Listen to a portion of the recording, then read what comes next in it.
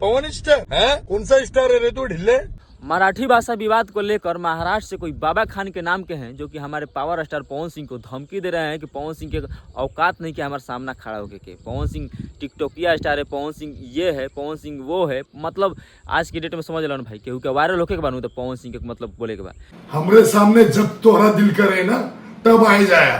दरअसल power star Pawan Singh पीछे दिन एगो इंटरव्यू में कहले रहन कि हमारा मराठी ना आवेला तो हम मराठी ना बोलम। पवन सिंह के ना आवेला तो भाई कैसे बोलियन, जबरदस्ती बोलियन, तू ही लोग बताओ लोग। वो खाली का कहल रहन पवन सिंह कि हमारा मराठी ना आवेला, हम मराठी ना बोलम।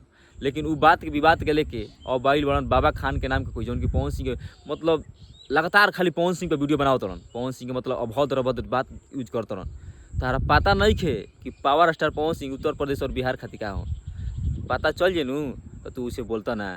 अभी पवन सिंह के पावर नहीं खे चलत, खाली उनकर फैन लोग जितना उनकर पवन सिंह के चाहे वाले बाड़न अतना वीडियो बना दिलन भाई कि उनकर हालत टाइट बाटे, हालत टाइट बा भाई। केहू अपना घर में से तो कुछ बोल सकेला, तू समझ लो अपना बात से, घर में से बैठ के कुछ बोल देता है, लेकिन जब आमना सामने होई नू तब पता चली के ह पावर के ह का।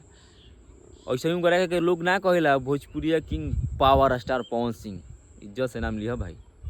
काहे कि हमनी खातिर पवन सिंह बहुत कुछ बनल, काहे कि बचपन से हतत हो गनी गाना सुनत सुनत पवन सिंह के कोई उरे तेरे बोला था बहुत बुरा लगता। अभी तो पूरा पवन सिंह के खाली फैन जवाब देले बड़न। ओकरा बाद अब पवन सिंह अयन तो सोचो कि का हुई, तबाही तबाही।